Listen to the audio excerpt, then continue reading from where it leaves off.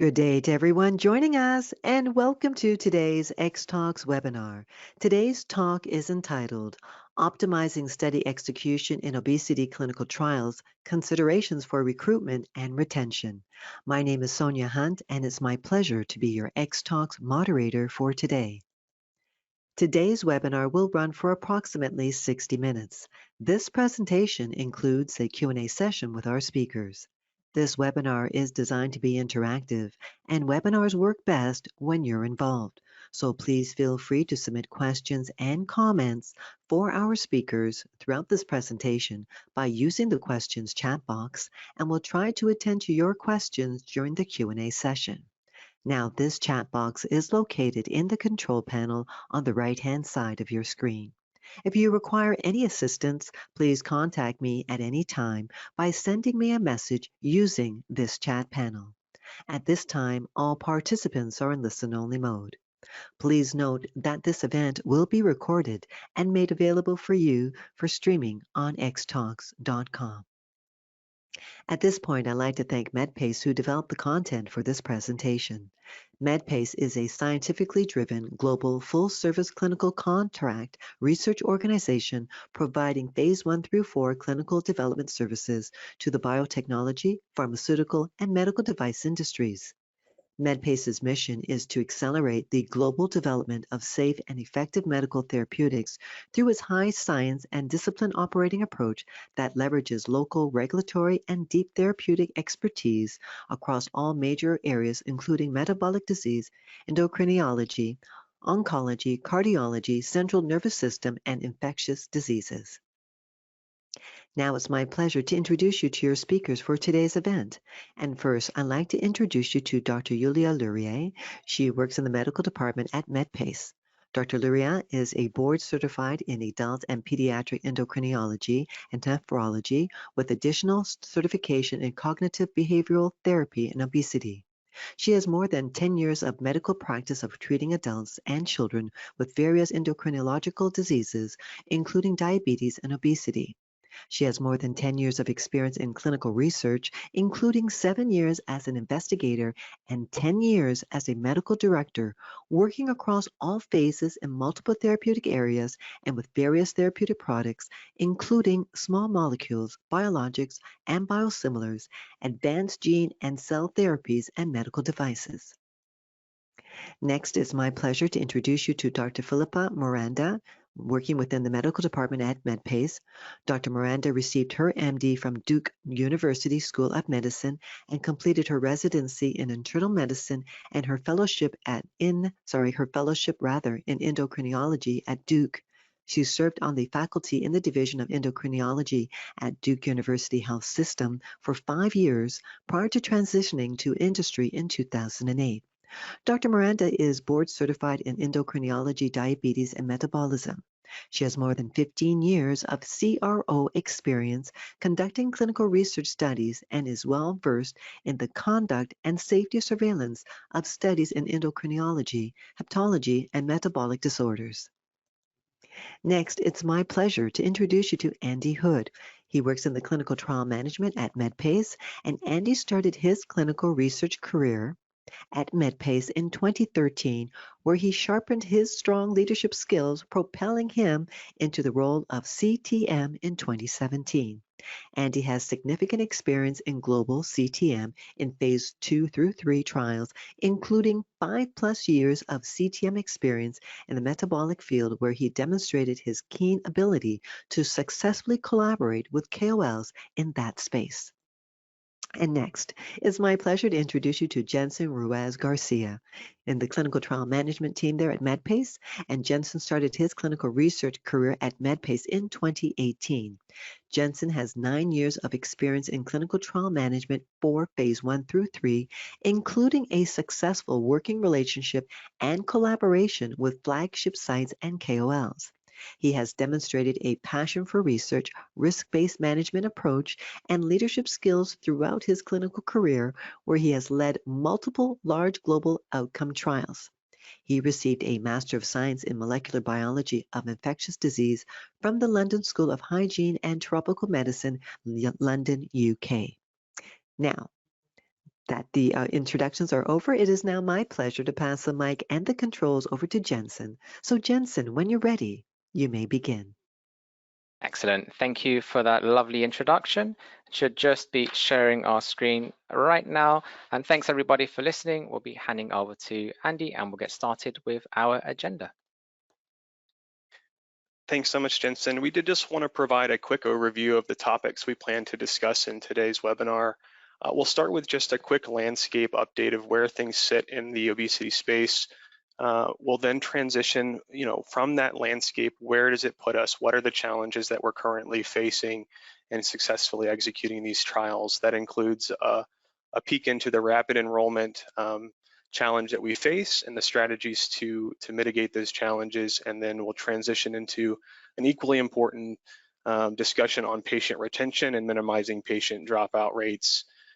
We'll then end with a quick summary of the key takeaways from our discussions, and then have a question and answer session to make sure we've addressed any additional questions you may have during our talk. So with that, I'll hand it over to Yulia to provide a quick overview of the clinical development landscape for anti-obesity medications. Thank you, Andy. Yes, before talking about how to execute successfully clinical trials in obesity, we thought it would be important to share our opinion on what's going on in the industry and where we are in the clinical development of anti-obesity therapies. I remember some time ago, in 2015 in particular, one of the key players in this arena, Novo Nordisk, compared obesity with type 2 diabetes, stating that obesity was at the same R&D maturity level as type 2 diabetes 2 decades ago. This is true. There are many similarities in the development of anti-diabetes and anti-obesity products, but since then we've done quite a significant progress. And if we would try to describe the ongoing phase in few main characteristics, the first one would be that now we are seeing clinical trials with non-inferiority design, in which investigational products are compared with approved medications, or in other words, active comparator. And the most prominent example would be SURMOUNT-5 study, in which tirzepatide was compared with semaglutide, and the previous example was, for instance, STEP 8 study, in which semaglutide was compared with liraglutide.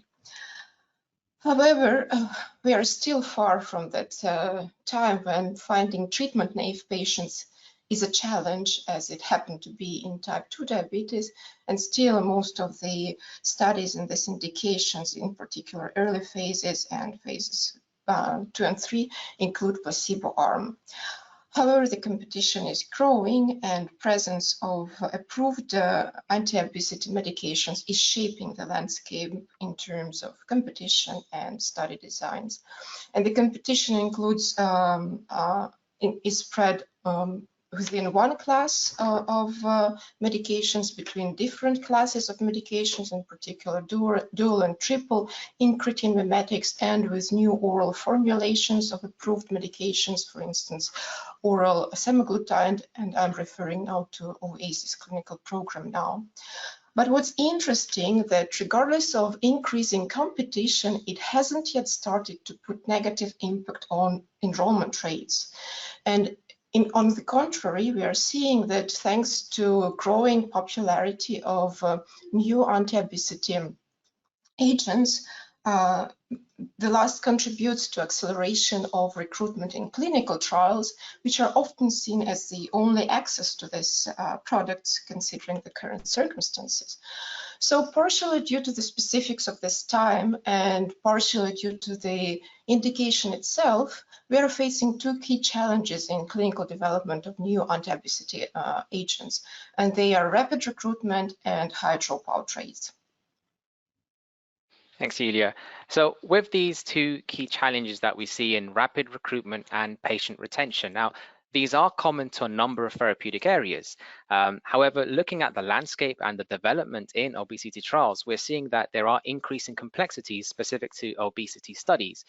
The patient interest at the moment, both in wider public arena, the bandwidth for the sites to cope with the high interest, the rapid recruitment that they're experiencing, and obviously to ensure that these proper consenting, eligibility of patient data are retained. There is now competition available to patients, the efficacy expectations, and all of these do combine that can ultimately affect the validity of the study data. So during our discussion, we hope to share with you the best practices and strategic considerations for effectively planning an obesity trial, and we will start with the key consideration on rapid recruitment. Yeah, thanks so much, Jensen. And we did just want to go through the what and the why from a key messages perspective. So as Yulia and Jensen both mentioned so nicely here, there's a ton of interest from patients in these new, really exciting therapeutic options for them from an anti-obesity perspective. And so we see patients coming to us. We don't need to necessarily go out and reach to them. They want to find these new cutting edge technologies. They want to be part of this and see if it works for them. And so the popularity of these agents has really helped boost recruitment and make it something that's really, really quick and fast moving in these studies. Additionally, changes to study design, such as having a comparator instead of a placebo arm, gives them options where they know that they're going to get a therapy. And so that has even higher expectations from their side and really helps to push for rapid enrollment, which is a great thing to have, a great challenge to have, but it does lead to some pieces that need to be thought out carefully when you're planning your execution of a trial. This includes the monitoring of the study data that is and patient eligibility. So these are coming in fast and furious. You may have multiple screening visits at the same time, multiple randomizations, and we just need to make sure that we're thinking about that data and making sure our endpoints are protected and that the eligibility is being thoroughly reviewed in a way that protects the overall study design. Just to provide a bit more data in numbers, when we talk about rapid recruitment rate, just a good example is, which I mentioned before, is SURMOUNT-5 study. The enrollment rate, recruitment rate was more than 13 patients per site per month. For instance, in STEP 8 study, again, another study with non-inferiority design, recruitment rate was more than 5 patients per site per month. And in comparison with other studies which used placebo arm, I mean now STEP program, OASIS program, and even SURMOUNT program, the average enrollment rate was between 2 and 3 patients per site per month. And although this difference can be explained in many ways, one of the most obvious explanations is, of course, absence of active control and popularity of these agents. But yeah, just to support your message about rapid recruitment, the most recent example and prominent one is about 13 patients per site per month. Yeah, that's fantastic, and it really does highlight, this unique challenge that we have in this space. And so, understanding that and understanding things will move very quickly once we allow the sites to begin screening. We do have some things from an execution perspective that we need to be really monitoring closely. So in addition to that data and eligibility reviews, we do need to just have a good eye on the spread of patients at your sites, making sure that diversity is being maintained and that there isn't one site that's really enrolling the trial quickly in an uneven manner. And then third and fourth, they kind of tie together and go hand in hand, but there is a high resource load and requirement from a site's perspective and from a study team perspective, and making sure that everything is in place to cater to the needs of that study. And so making sure that the sites have the resources that they need to excel and to succeed and to follow the protocol and the expectations that it sets forth. And then finally, the study logistics. So this is more so just the nuts and bolts of things such as IP availability at site, lab kit availability, those types of logistical challenges that we need to make sure we're planning for at the beginning of the study and really accounting and following up closely as we move forward. Thanks, Andy. So as we heard, we're expecting a very high number of patients to be coming to our sites at an incredibly high recruitment rate. So we obviously need to make sure that we are mitigating for these arduous data cleaning and potential risks that we can see with patient eligibility concerns. And this all puts into practice that the data monitoring process is going to be critical. And this is going to be centered on the data quality, timeliness, cleanliness of all this data that's coming through, the safety data that we need to have. And it's all starting from early on in site selection. So really working with those sites that you are familiar with, that we have that history of maintaining high levels of data quality, low issues, and implementing for any of these new sites, strategies for how we are training, setting those clear expectations during the initial selection procedures on what we anticipate from them is going to be critical. Now, this data monitoring process is going to be a fully cross-functional process, and we're going to have input and clear understanding from our CRAs, our study monitors, the operational team, our data managers, and of course, our study medics. And this is Philippa. I'm one of the medical monitors at Medpace. And so I'll just jump in here and speak a little bit from a medical perspective about the importance of having that data monitoring process set up really early in enrollment for these obesity trials. As the rest of the team has already talked about, we do see this rapid enrollment, which is often much quicker than we see in many other metabolic indications. And so we recognize that we need to have any monitoring that we're going to be doing to assist in review of eligibility, but as well as accruing safety data is in place well in advance of that first patient first visit. We want to be able to start those reviews very early because we're going to be accruing a lot of data very rapidly. And so from a medical perspective and having that medical monitoring oversight of the trial, I want to be able to ensure that we can do those reviews early and often, and that we're not lagging behind the recruitment in terms of our ability to ensure that the data quality is very robust from the very beginning, and that if there are any safety concerns or quality concerns, that we recognize and address those in a very timely fashion. So it's really important that as the physician on the study that I work closely with both the data management team and the operations team in conjunction with the sites in making sure that that's set up and that we're understanding that data as soon as we start gathering it. Excellent. Thanks, Philippa, for that. That's exactly right. And we're also going to be implementing for these large studies, centralized data review and surveillance at frequent intervals, again, starting very early on. And this is also going to be a cross-full functional team review with clear goal setting. And here we are really looking at this real-time monitoring of data. We are aiming to identify sites with atypical data patterns. This goal setting is also setting the clear expectations around the patient eligibility, looking into your protocol, screen failure concerns, and really identifying those sites activity as quick as possible.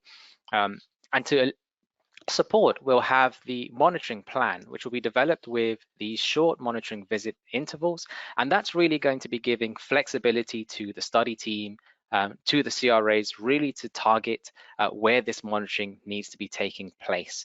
And the robust edit checks that are going to be built in the EDC are also developed with this full cross-functional team that is supporting at every stage this data monitoring. So we're hoping that with all of the activity going on, the early review from the cross-functional team is helping to support across the activity. And obviously with this, we're aiming to identify this whole spread of activity that we have at our sites.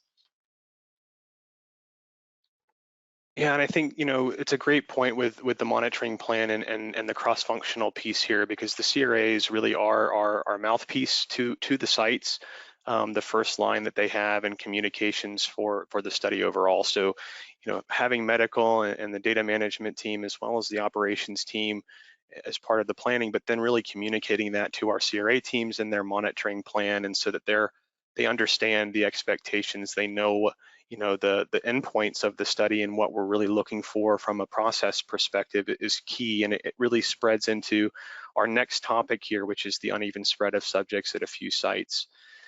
We can really mitigate this challenge by clearly communicating to the sites the first patient first visit date. Some of the feedback that we get from our our key opinion leaders in this space is that they just want to understand when we're going to start. They can help line up resources and make sure that their site is making strides to be ready to go and be active at that beginning date, and they don't want to lose the time that they have to recruit, since there is a shorter recruitment period on these types of studies. And so if the sites are here listening to us today, I think you are probably nodding your head in agreement here, but just making sure that this is being clearly communicated to them. They understand our expectations well in advance of the date, and that we can kind of hold to that timeline and keep that communication open. While we normally see competitive enrollment on these types of studies, and it's normally recommended, it is probably a positive thing to consider about allowing specific time, a specific minimum period of time for all sites to recruit. This can help motivate our sites. Maybe they're not your leading enroller, but they're a quality site that really wants to bring in quality patients, giving them the assurance that if they put in all the effort in the startup period, they take the time to get ready to go, that they'll have, maybe a certain set of weeks to get that enrollment done. Can be something that's really highly motivating, and again, a piece of feedback that we've received that we think is really important.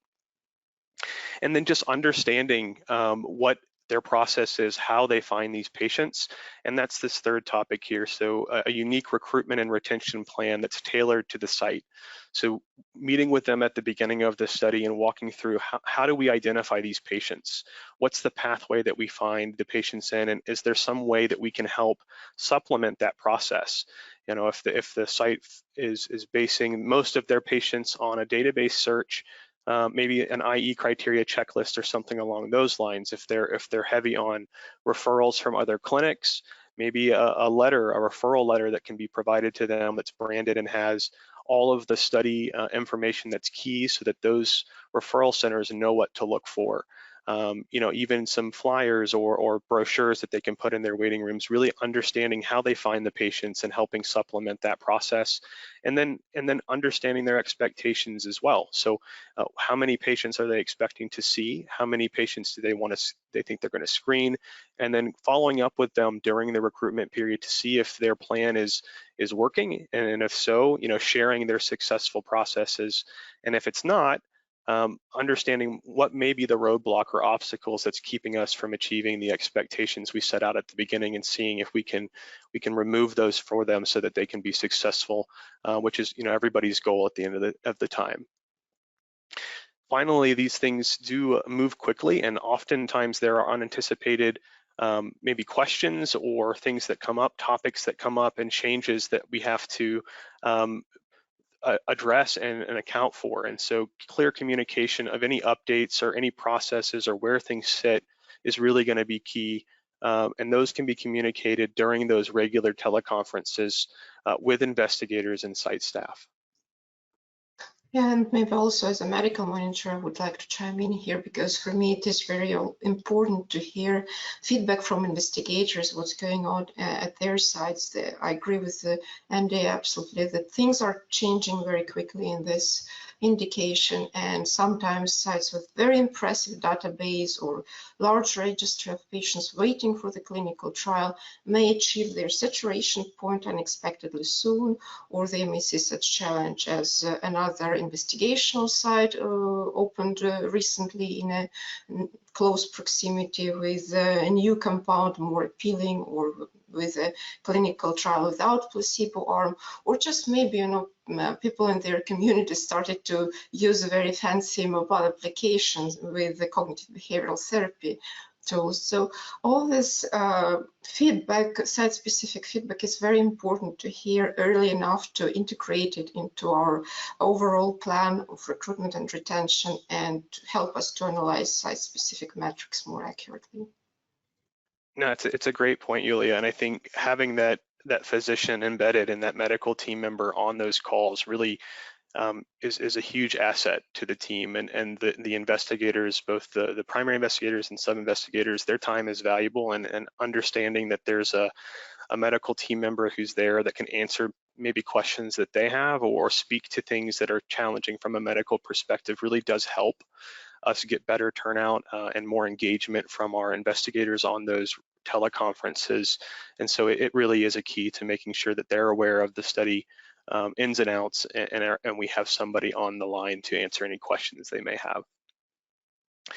Okay, and then the last point on this slide that we really want to make sure is clear is just reviewing what you've set out. You know, we've talked about setting up project plans and processes at the beginning of the study, but following through on those expectations and really closely monitoring them, really from week one. You really don't have time to wait and do more slower reviews. It really needs to happen almost immediately. You need to be looking at the enrollment projections that you have versus your actuals that you're seeing, and making sure that they aren't coming off of our expectations, and specifically both from a site level. Are the sites, is there one site that's disproportionately enrolling according to the others, or from a study level? You know, are you seeing the numbers that you expected? Is it higher or is it lower? And does that mean an action needs to be taken? Because we really do have to be proactive if we take measures to change things, because it will fill up so quickly. Okay, and then transitioning a little bit to more so the resource demands for these for our teams and for the sites. Having a large number of patient visits and subjects enrolled in a really short period can result in a strain of resources overall.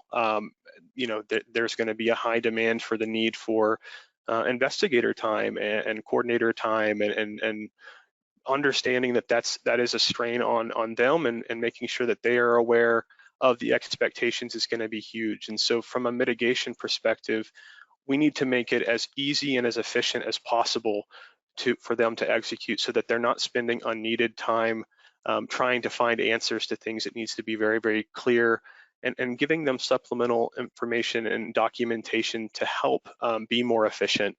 It can really be a key to using their time in a way that's valuable. And so some of the things we've seen and the feedback we've received as being really crucial to the success is IE criteria checklists, having the IE something, you know, that they can put in their source documents that they can carry around with them and look at and assess when the patient first comes in, not having to go back and reference something in the protocol.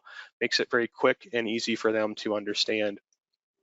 Additionally, accountability logs for anything that you're using from an IP perspective makes it clear. It also allows for consistency across all of your sites on how the accountability is being maintained, and makes it easier for overall quality to be measured. And then finally, this is probably the one we hear about the most, is just clear CRF completion guidelines. The CRFs are time consuming for our sites, and so making sure that they don't have to go in 2 or 3 times to make corrections if the guidelines aren't clear, having it be very clear and easy for them to understand the data that we're expecting, and making sure that that matches what they're seeing in the system, and then also what's being put in the source documentation can really help with a time management perspective. Additionally, just develop. Yeah, go for it. Philippa, I'd like to just comment on some of these documentation tools that we use and that we provide to sites, because as a medical monitor on many of these studies, I participate in the development of these tools and help to review them and make sure they're as robust and as in line with the protocol as possible. But I think it's always important to recognize that no matter how great these tools are, they never answer every question. No matter how many protocols I've ever worked on, it always seems that once we get rolling with patients being screened at sites, there's always questions that come up that we weren't able to anticipate, both in the protocol itself, but also in using these checklists and tools. So I think it's really important to keep in mind that, you know, when sites are using the checklist, it's kind of a first step. And when situations come up or patients have concomitant medications that it's not clear about in terms of eligibility, or just other medical or personal circumstances, I think it's really important to have team availability to address questions that come up that these documents just can't cover. So whether that be the site reaching out to the CRA as the first line of contact, but also having medical monitor support available to address, in particular, the eligibility questions, but other questions as well. And I think in terms of how this fits into the high demand for resources at sites, I think when sites are particularly busy, and they're trying to screen a high number of patients and keep things moving along. I know they always want quick answers for eligibility questions, and we do strive to respond to these in a timely manner. So that combination of using the checklists and having the study team available to address things that the checklist can't address really helps the sites to maintain that efficiency and keep things moving along. So I would just advocate for tools plus team as being kind of a key importance here. Yeah, no, that's completely true, and it shows the connectivity really on all of these topics, right? Because we also need to be nimble from a study team perspective, and there will be unanticipated things that come up, and we need to be able to be flexible and address those. And if one site is asking, more than likely someone else has that question, and so there may need to be changes or updates to documentation from a maybe in a checklist. We need to add a little note that says this is what we're looking for. This includes this if we get multiple questions, so that it's clear to the sites and we don't have the same kind of errors or misreadings or misunderstandings occurring multiple times. We really hit it quickly and address it and make sure it's resolved. Yeah, and I think the teleconferences that were mentioned on the previous slide are also a good forum for when there needs to be updates to the checklist or frequently asked questions that come up, that we share those learnings, and what one site might learn might be also useful to many of the other sites participating in the same study. Yeah, completely agree. And it goes into the next piece as well, right? So the robust plans and processes, making sure that the pharmacy manual, for instance, is very clear to them, and the process is really simplified as much as possible, and there's not anything that's ambiguous in those processes. So it takes the guesswork out of things and makes sure that it's clear. And if there is something that's unanticipated, or maybe we thought looked really great, but as we get these produced and pushed out, that there's a question on, addressing that in those plans and making sure it's highlighted. And to your point, Philippa, speaking to it not just in a process and plan update, but on a forum where there's interaction between the study team and the sites, so we can address those questions. And then finally, just from a competitive budgets perspective, making sure that the sites are getting good budgets that help to alleviate and give them the time that they need and payment for the time and expectations and efforts that they're doing to actually complete the trials, I think is equally as important and something that's key to the success of the study overall.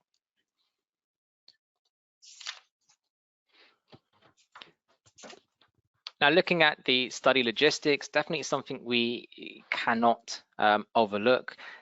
We'll be focusing on that close relationship with our sites, the plans that we're providing them early on, and strategically working with those sites and those investigators who we've built established relationships with, and facilitating as much as we can to get this process as easy as possible for them. But with that high recruitment rate and that high activity, the need to resupply study materials, IP, lab supplies, any third-party supplies at frequent intervals and with short turnaround times, it's going to be very high. So we need to strategize and plan early on to mitigate any of these potential risks. And ways in alleviating this are ensuring that the initial supply strategies, these ongoing reviews based on the country and your site expectations, what's actually happening is being looked into in real time, making sure they've got the clear point of contact and reaching out to their CRAs and having that frequent oversight to identify any potential bottlenecks, concerns that any depots,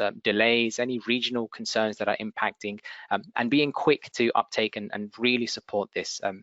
Now, having that clear process is always going to help the site, and working alongside with these thresholds for resupply, so when they can expect to be getting their resupply strategies, that overview and that constant monitoring is all going to help support around the successful planning around the study logistics, all the supplies that the sites will need to manage these obesity studies that they'll be taking, and knowing who the key stakeholders are and the expectations with rapid recruitment. So we've discussed quite a bit in terms of rapid recruitment, but that's obviously entails with the retention of patients, and these are collaborating alongside. So over the next couple of slides, we'll go into a little bit more detail for the retention of these key patients. And although it may sound like we separate recruitment and retention, we fully understand that these are interlinked and interdependent challenges. And from the site perspective, it is even, I would call them to be even simultaneous, because while they are recruiting patients rapidly, they already have to deal with patients who may want to discontinue early.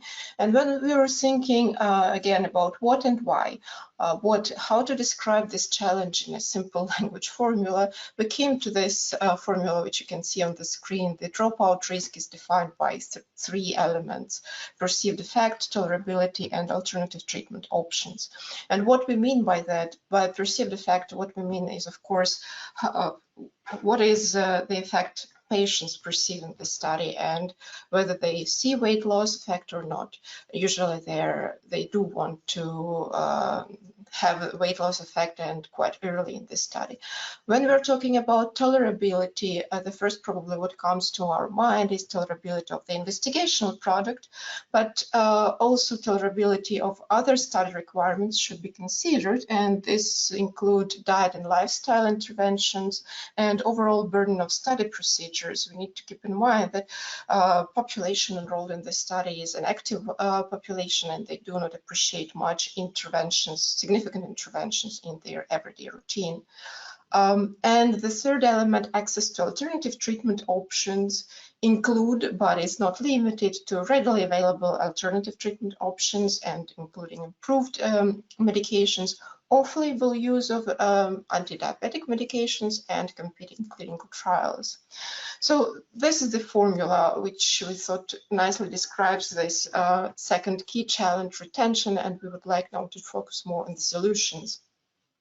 And the first one, as I mentioned, absence of perceived effect of all or its absence. In other words, absence of weight loss effect. This is true that a person who chooses to participate in a clinical trial of anti-obesity agent does want to see weight loss. And if it doesn't happen, he or she may become demotivated very, very quickly and very early.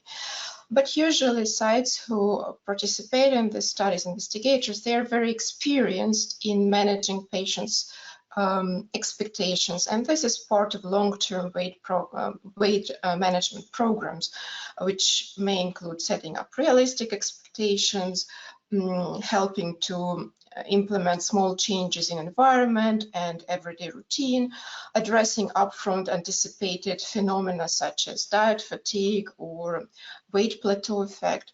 So all these techniques are very familiar to investigators, and what we found very important for us as a clinical research organization to find the right balance between site-specific weight management programs and clinical trial requirements. So we want to take the best practices from real medical routine, which are usually very individualized in their nature, and integrated in clinical trial settings, which require standardization, so that by the end we have high quality research data. But having said that about individualized approach and using best practices from real medical settings, I cannot ignore the power of open label extension. As long as patient is guaranteed access to the active compound, they will continue being motivated to stay in the clinical trial, placebo-controlled and blinded, even if they do not observe the desired weight loss effect. And this is Philippa. So I think on top of that, it's not just people's expectations of weight loss. I think oftentimes our study participants have expectations of quick results as well, and they are hoping to see a significant amount of weight loss very quickly. And as Yulia discussed, just in terms of weight loss in general, it's really important to manage those expectations. I think obesity studies, unlike many of our other studies, our primary endpoint being weight loss is something that people can readily see. They can measure their weight at home. They can see how they look in the mirror. It's not an endpoint that we can blind. So it's really managing their expectations around the amount and the speed of any weight loss is really important. But other ways to help address those expectations and I think it's important to manage these at the time of screening and recruitment so that it doesn't become a retention issue later, is to have discussions with them about potentially the other positive health effects of study participation. And oftentimes the potential positive health effects for a particular study drug for the study that they're participating in, helping them to understand the mechanism of action of any study product that might give them some health benefits beyond any obvious weight loss effect. So I think all of these things can really help to address how a perceived effect of weight loss may impact subjects' willingness to remain in a study and complete all visits and all assessments. Yeah, and I think, Philippa, the open label extension piece that you hit on here is also something that's just unique in the development of the trial needs to think about. If specifically, if long-term safety data is necessary, it could be a win-win for the team as they're developing your protocol and your design. And so, patients may think, because they're not seeing weight loss, that they're on placebo if you're in a placebo-controlled setting. And so having that option for them, as if you're not seeing what you're expecting, but you will have the option for open label down the road, may be something that helps to promote retention and helps to promote their excitement and keep them engaged as they complete the first double-blind section of your study. Yes, absolutely true. And moving to the second element, or the second part of our formula, tolerability.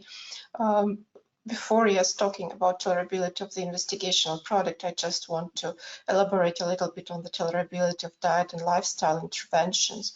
The standard recommendations provided by professional groups and other health authorities is 500 calorie deficit per day and 150 minutes of physical activity per week. And what we see, this is usually well tolerated by patients, and we would not recommend to go into more stringent approach. The caveat behind this recommendation is that how to calculate this 500 calorie deficit, whether to use optimal weight or real weight at the screening. We see that the best approach is to use real weight at the screening, because again, it allows patients to tolerate this diet much easier. And we would definitely warn our pharmaceutical product developers about using more strict diet requirements, because people who, for instance, are in placebo arm and they do not have regulatory effect of the investigational product, if this is part of the mechanism of action, they may find it really challenging to be compliant to hypercaloric or other low-caloric diets for long term, and this may just contribute to non-compliance issues or, just high dropout rate. So in addition to that, we need to think about, of course, a burden of all study procedures. And Yulia, I can speak to that burden of study procedures, because I think you mentioned earlier the patients who participate in these studies who are obese are often otherwise healthy and have active lives. They may be working, they may have family obligations, and so we want to have a study design both in terms of the visit schedule and the procedures and the length of those visits that can really integrate into their daily life while they still have time to implement the diet and lifestyle interventions that we're asking them to do. But I think it's always a balance in creating that visit schedule and the study design in terms of having adequate visits and times for them to connect with the study staff and feel that somebody cares about their health journey and managing their weight, so that they feel commitment to the study, but not being overly burdensome, that coming to the visits is something that they are not able to complete. So it's definitely a balancing act, but it's really important to be mindful as that's being created at protocol development. Thank you very much, Philippa. I was just hearing some noise on the background and thought maybe someone wants to ask a question yet, but please, yes. Can you take the tolerability of investigational the last piece, the tolerability of investigational treatments. We do recognize that oftentimes, particularly with a lot of the GLP-1 agents, that we see potentially GI effects, and these can lead to tolerability issues that result in patients not being able to complete the study. What we've seen more and more over the years is dose titration schemes over several weeks that can help to improve that GI tolerability for these types of products. But we also have seen more options for down titration and drug holidays if patients have intolerable or recurrent symptoms, rather than having patients just being discontinued from study drug or discontinued from studies altogether. I think having flexibility where possible really does help subjects stay in the study, but we do recognize that once we allow for these adjustments in dosing, it does need to be accounted for in our analysis plans for patients who either are unable to reach the full dose of study product or who can't maintain that dose and have to have these dose adjustments. So it can add to the complexity of the analysis, but I think it's really beneficial in terms of retention and obtaining as much both safety and efficacy data as possible. Yeah, and just operationally, that last piece for the options for down titration or drug holidays, I think it's an important piece for us to be thinking about and how we plan for that, because it can be difficult when you're trying to protect your blind. Setting up a system in place where they have the ability as an investigator to have the option to down titrate with a randomized system and still be able to keep that blind. So you may need to have dummy setups where they think that they have the option, and that needs to be communicated that, depending on the arm of the study that your patient is in, if you're trying to down titrate, they may not have that option if they're at the lowest dose level. And so there is some complications there, and it does just, I think it's worth warning that it does need to be set up and thought about at the beginning to make sure it works as you intend.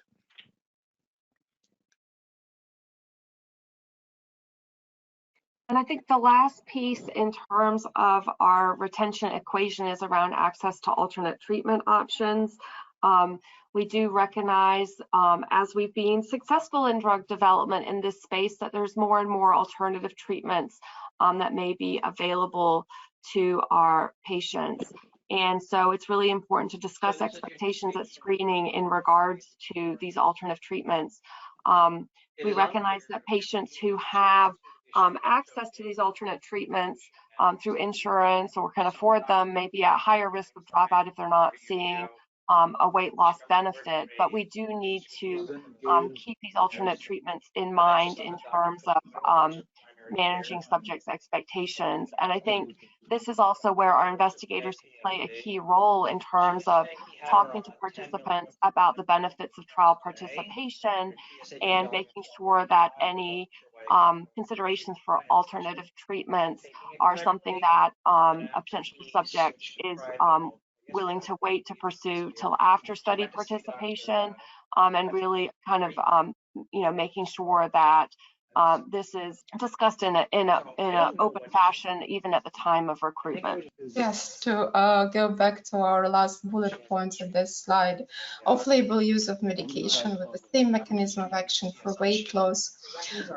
What we are observing now in clinical trials in this indication, yes, some patients discontinue, and the reason, which is indicated in EDCs, is that the subject has started to use off-label tirzepatide or semaglutide or liraglutide.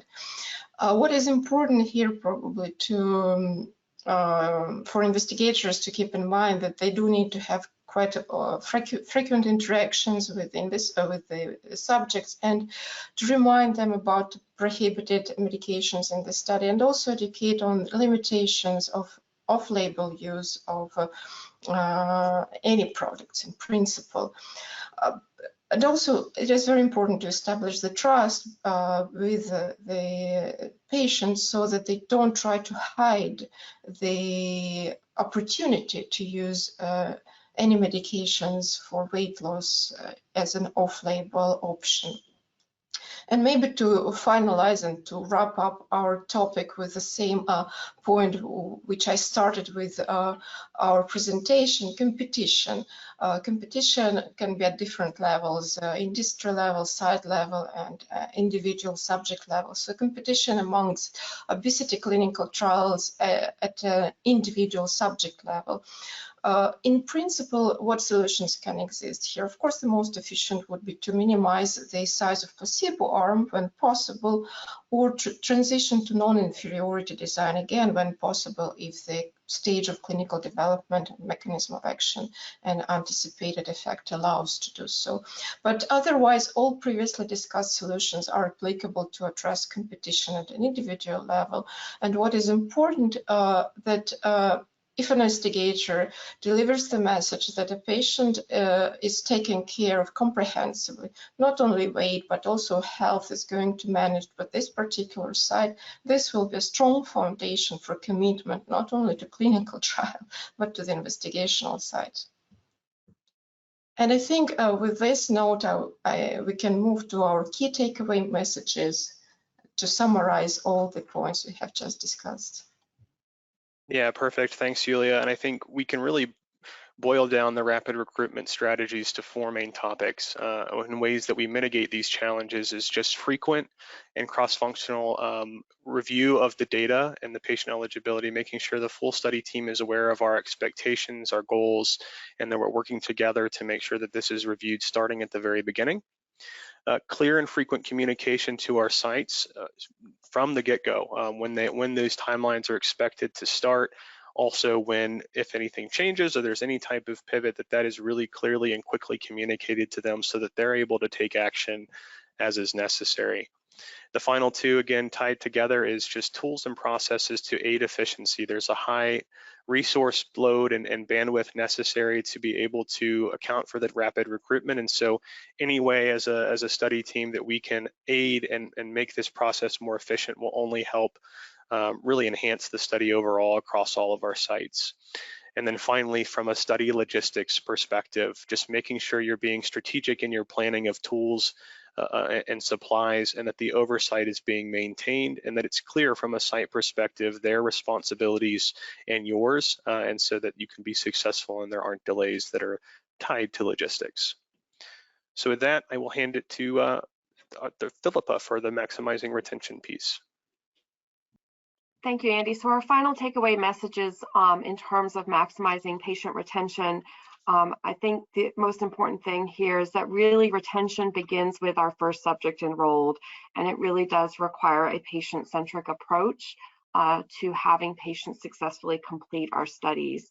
And I hope during our webinar today that we've successfully reviewed the likely factors that will impact retention in these obesity studies and how we can aim to address them. So everything from perceived effect to tolerability of study drug and study requirements, as well as access to alternative treatments. We try to address each of these aspects in terms of potential elements in the study design and study setup, but also in our communication with our subjects and setting appropriate expectations about study participation and education of health benefits. I do think those proactive discussions about how study participation fits into an individual's long-term weight management plan is really important, and that helps to get patients buy-in into their commitment to see a study through to the end of their participation. And that patient-centric approach can really only be achieved with the involvement of our investigators, as well as all of the site staff, and that joint collaboration and engagement with our study teams and our sponsors. I thank everybody for your participation in this webinar today, and I know that we're going to be moving over to the Q&A now with Sonia.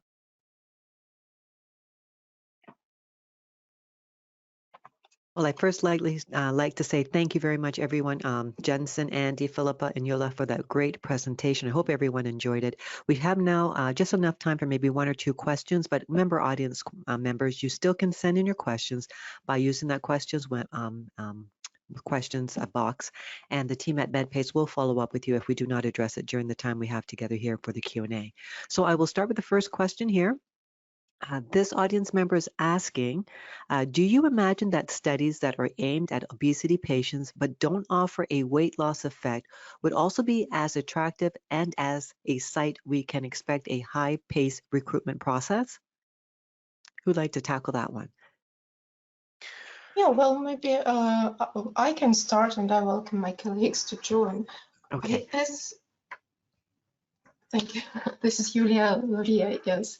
Yes, it's a great question, and it really continues the discussion we had. What motives or what may be additional benefits for patients which they may observe or which may they seek in clinical trials. And of course, it spreads beyond weight loss effect. But the caveat, I think, or the tricky part is how the investigators deliver this message to patients. If it is a part of the so-called integrative approach to health management, and it is very clearly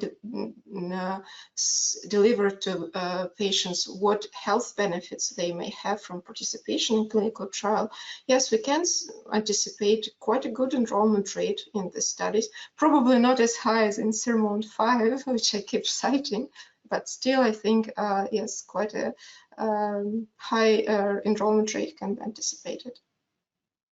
And this is Philippa. I think if you offer a subject, a study with potential weight loss versus a study that has other health benefits without weight loss, I would anticipate you're going to get better enrollment in the study where there's a higher likelihood of weight loss. But I think it's also, as Julia said, the bigger picture.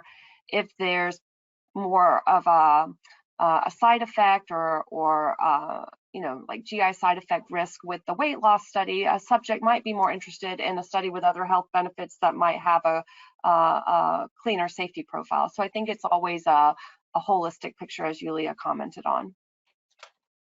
Yes, absolutely. What we are trying always to find complementarity between clinical trials. So, for instance, if in one clinical trial weight loss effect cannot be guaranteed, then there may be again somehow long-term planning for a patient to participate in a clinical trial to achieve some health benefits, and then maybe transition to a clinical trial with weight loss effect. Okay. Anyone else have anything else to offer or answer here? Because I'm going to be closing after this. We're done here? Okay, perfect. Well, that's it for the questions and answers for today. We've reached the end of the Q&A portion of the webinar. For those of you who are interested in hearing more from Medpace, you can register for their next webinar entitled Achieving Success in Neuroscience Clinical Trials, an Integrated CRO Approach, and that's scheduled for Thursday, September the 14th, 10:30 EDT. I'm going to put the link in the chat box right now so that you can go ahead and check it out. And so I'm going to put it in there right now and you should see it. And there we go. All right. So use that link in the chat box that I've just sent you if you want to, if you'd like to register for this next webinar. Okay. If we couldn't attend to your questions, as I mentioned before, the team at Medpace will follow up with you after this presentation. And if you have any further questions, direct them to the email address that you see on your screen. And that's info@medpace.com. Thank you, everyone, for participating in today's webinar. You will be receiving a follow-up email from X-Talks with access to the recorded archive for this event. A survey window will be popping up on your screen. Your participation is appreciated as it will help us to improve on our further webinars. And get even more out of today's presentation by downloading the supporting materials that are available under the Handouts tab, and we have one there for you, so please check it out. It's a white paper, Optimizing Clinical Trial Design and Study Execution in Obesity, a Medpace Approach. So I encourage you to do that. Now, please join us in thanking our speakers for that very insightful presentation and for answering your question. We hope you found this webinar informative. It has been my pleasure to be your webinar moderator. On behalf of the team here at X-Talks, we thank you for joining us. I'm Sonia Hunt. Until next time, please take care and bye for now. Bye, everyone. Thank you, Jensen, Andy, Yulia, and Philippa.